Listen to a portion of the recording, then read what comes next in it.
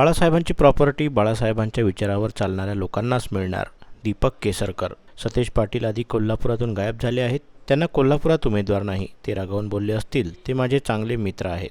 राज ठाकरे यांनी केलेल्या शिवसेना ही एकनाथ शिंदे यांची नव्हे तर बाळासाहेबांची प्रॉपर्टी बाळासाहेबांच्या विचारांवरच चालणाऱ्या लोकांनाच मिळणार. जे बाळासाहेबांच्या विचारावर चालतात म्हणून लोक त्यांच्याबरोबर राहिले. मशालीपेक्षा जास्त त्यांना मते मिळाली. याचे कारणही आहे. बाळासाहेबांचे विचार कोणी सोडले हे महाराष्ट्रातील जनतेला माहीत आहे. स्वातंत्र्यवीर सावरकरांचा ज्यावेळी अपमान झाला त्यावेळी बाळासाहेबांनी जोडेमारो आंदोलन सुरू केले होते आणि ते मंत्री मुंबईत पाऊल नाही टाकू शकले. ही बाळासाहेबांची ताकद होती.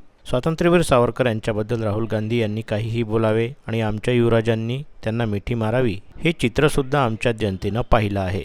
राज ठाकरे मोठे नेते, त्यांच्याबद्दल आदर असल्यामुळं त्यांच्यावर बोलणार नाही. संजय राऊत नेमके कोणाचे आहेत हा संशोधनाचा विषय आहे. शिवसेना तुटण्यात फार मोठा वाटा हा संजय राऊतांचा आहे. जे काम आमच्या युती सरकारनं केलं त्याबद्दल त्यांना आकर्षण वाटलं त्यामुळं ते आले, असे अजित पवारांबद्दल बोलताना दीपक केसरकर म्हणाले. बाळासाहेबांची प्रॉपर्टी ही बाळासाहेबांच्या विचारावर चालणाऱ्या लोकांनाच मिळणार. ते बाळासाहेबांच्या विचारावर चालतात म्हणून लोक त्यांच्याबरोबर राहिली. त्यांना मशालीपेक्षा जास्त मतं त्यांना मिळाली. याचं कारणच असं आहे की बाळासाहेबांचे विचार कोणी सोडले हे महाराष्ट्राच्या जनतेला माहिती आहे. स्वातंत्र्यवीर सावरकरांचा ज्यावेळेला अपमान झाला त्यावेळेला बाळासाहेबांनी जोडेमारो आंदोलन चालवलं होतं मुंबईमध्ये आणि ते मंत्री मुंबईमध्ये पाऊल नाही टाकू शकले. ही बाळासाहेबांची ताकद होती. आणि स्वातंत्र्यवीर सावरकरांच्याबद्दल राहुल गांधींनी काही बोलावं आणि आमच्या युवराजांनी जाऊन त्यांना मिठी मारावी हे चित्रसुद्धा महाराष्ट्राच्या जनतेने बघितलेलं आहे. राज ठाकरेंनी असं म्हटलंय की सरकारमध्ये असताना उद्धव ठाकरे खालून 40 आमदार जात आहेत आणि त्यांना समजत नाहीये तर हे राज्य काय सांभाळणार असा काल आरोप केलाय. हे बघा, मी तुम्हाला एक गोष्ट सांगतो. राज ठाकरे हे एक मोठे नेते आहेत. ते काय बोलले त्याच्याबद्दल माझ्यासारख्या छोट्या माणसांनी बोलणं योग्य नाही. मला राजसाहेबांबद्दल आदर आहे. त्याच्यामुळे अशा कुठल्याही प्रश्नाची उत्तरं मी देणार नाही. संजय राऊत असं म्हणताय शिवसेना चोरणाऱ्यांची तळी राज ठाकरे उचलतात असा संजय राऊतांनी आरोप केला. नाही, काय आहे, मी राष्ट्रवादीमध्ये होतो पूर्वी. ज्या वेळेला जायचो साहेबांना भेटायचा तर बऱ्याच वेळेला हे शेजारी सोफावर बसलेले असायचे. त्याच्यामुळे ते नेमके कोणाचे आहेत संजय राऊत हा मुळात संशोधनाचा विषय आहे. तर त्याच्यावर योग्य संशोधन झालं पाहिजे. कारण पवारसाहेब एवढे धूर्त राजकारणी आहेत, ते अशा अनेक लोकांना बरोबर ठेवतात आणि त्याच्यामुळे शिवसेना तुटण्यामध्ये फार मोठा वाटा हा स्वतः संजय राऊतांचा आहे असं माझं एक निरीक्षण आहे. खरं आहे खोटं आहे मला माहिती नाही. अजित पवारांमुळे माझा श्वास घुसमटतोय असे म्हणणारे मुख्यमंत्री त्याच अजित पवारांना मांडीवर घेऊन बसले असं राज ठाकरे. हे बघा, तुम्हाला एक गोष्ट सांगतो. अजित पवार साहेब हे पूर्वी आमच्याबरोबर नव्हते. जे काम आमच्या युती शासनाने केलं आणि जे मोदी साहेबांनी केलं त्याच्याबद्दल त्यांना आकर्षण वाटलं आणि म्हणून ते आमच्यामध्ये सहभागी झाले. त्याच्यामुळे आमच्या मूळच्या युतीमध्ये आधी अजितदादा नव्हते. श्वास घुसमटला त्याला आधी श्वास मोकळा करून घेतला आणि त्याच्यानंतर मोकळ्या श्वासाने सगळे एकत्र काम करतो आहे आणि अतिशय उत्कृष्ट काम महाराष्ट्रामध्ये चालू आहे. भाई, सावंतवाडीतल्या एका बॅचने सावंतवाडी वेंगुर्ला असेल एक साहित्य वारी काढली आणि त्याच्यामध्ये आपले वि. खांडेकर असतील, मंगेश पाडगावकर असतील, आरती प्रभू आणि वसंत सावंत मते या सगळ्या मंडळींच्या सावंतवाडी वेंगुर्ल्यातल्या स्मारकांना त्यांनी भेट दिली. कवितांचं गाव उभारण्याला भेट दिली. त्यांची मागणी अशी आहे की या सगळ्या स्थळांना सावंतवाडी वेंगुर्ल्याला एक साहित्य टुरिझम म्हणून देशभरात ओळख मिळावी आणि वसंत सावंतांचं एक स्मारक हे सावंतवाडीत व्हावं अशी मागणी केली. निश्चितपणे हे चांगलं कल्पना आहे.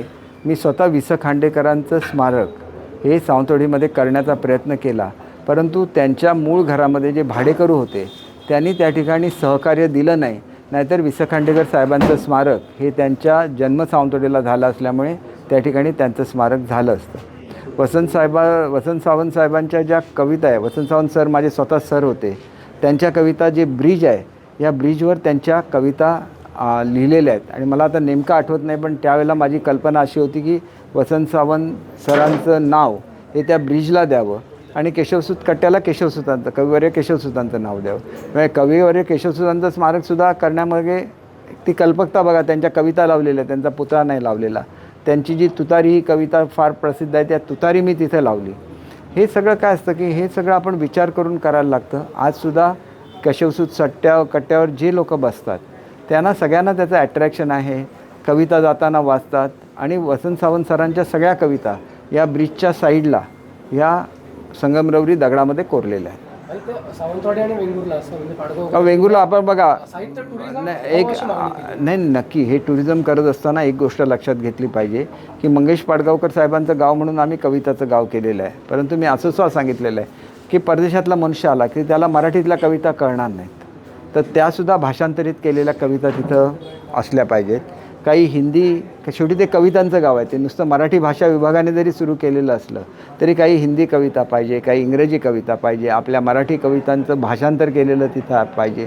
कारण आंतरराष्ट्रीय पर्यटक वेंगुर्ल्याला येतात, त्याच्यामुळे त्यांना हे कवी कशा रीतीने त्यांच्या कविता होत्या हे समजायचं असेल तर त्यांच्या भाषेमध्ये त्या कविता त्यांना द्यायला लागते.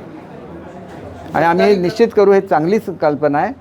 आम्ही सत्तेत परत 100% येणार आणि आल्याबरोबर मी ह्याची अंमलबजावणी करणार. गद्दारी करणाऱ्यांना पूर्वी लाज वाटायची, आता ते बिंदास असं राज ठाकरे म्हणतात. हे बघा, ते कोणाबद्दल बोलतात आम्हाला माहिती नाही, परंतु आम्ही गद्दारी केलेली नाही. बघा, राजसाहेबांना मी कधी उत्तर दिलेलं नाही आहे. आम्ही स्वतः उद्धवसाहेबांकडे गेलेलो होतो आणि त्यांना सांगितलं होतं की एकनाथ शिंदेसाहेबांना परत बोलवूया, आपण एकत्र बसूया आणि हे मतभेद मिटवूया, कारण हे मतभेद झालेले आहेत. त्यांनी मला काय सांगितलं, त्यांना नाही बोलवणार, तुम्ही सुद्धा निघून जा. तर आम्ही कसे गद्दार होऊ शकतो? त्यांनीच सांगितलं निघून जा म्हणून, आम्ही निघून गेलो. त्यांनीच ठरवलं पाहिजे की आपल्याला हे आपली बरोबरचे आमदार पाहिजेत, आपण काँग्रेसपेक्षा हे आपल्या जवळचे आहेत, हे त्यांनी ठरवायचं, आम्ही नाही. तर आम्ही काय गद्दारी वगैरे केलेलं नाही. ते दुसऱ्या कोणाबद्दल तरी बोलत असतात.